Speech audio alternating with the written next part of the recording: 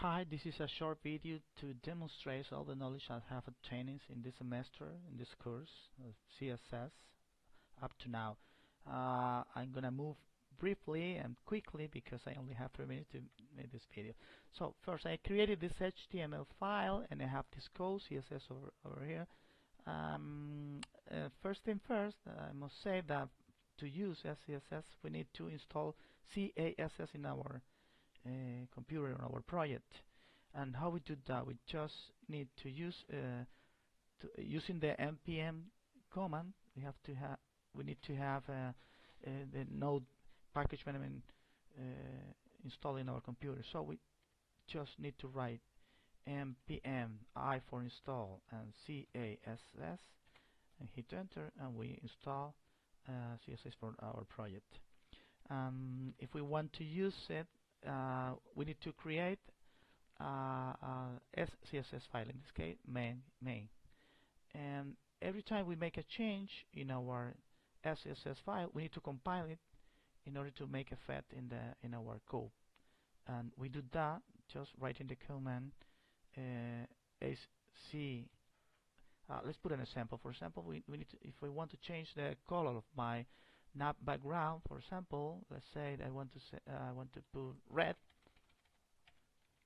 I just need to write CASS and the name of the file with the SCSS extension and the style sheet associated to our HTML.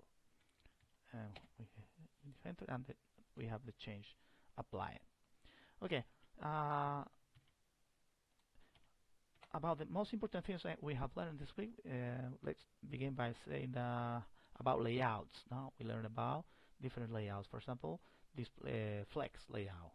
In this case, in the navbar, I use that display flex and set the direction as row to have organize elements on horizontally. I use flex, for example, in our main div, the most important parts of this page, and in this case, I made the direction in column and justify the content evenly.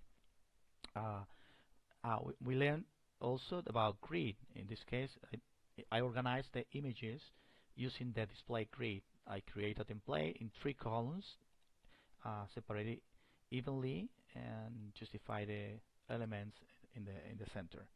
We learned this semester about variables, how to use variable.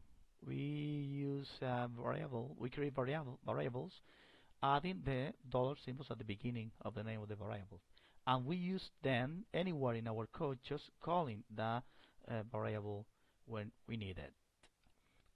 We learned as well how to use mixin. We create a mixin just adding the @ symbol, the word mixin, and the name of our mixin. A mixin is a block of code that we can use anywhere. For example, this mixin command, I use it here in the navbar, and to call the mixin, I use the word @include and the name of the mixin with the curly brackets. Another concept learned is the concept of nesting. To avoid repeat code along our CSS file, we can make nesting. For example, in the navbar, I may use the nesting with the li, the a, and even a mixin.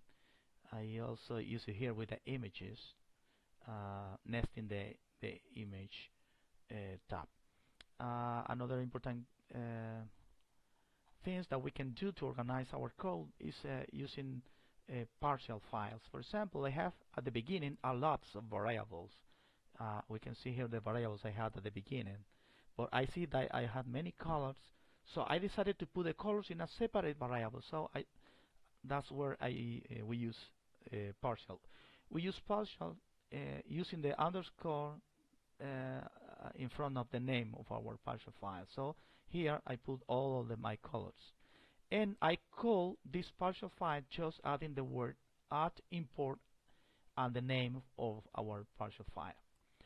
Okay, there are many other important things, but this has been an interesting and is an interesting course. I'm learning a lot, and I can wait to see how many things I can do with CSS file. I hope this short video can demonstrate all the knowledge we have learned in this course. Thank you.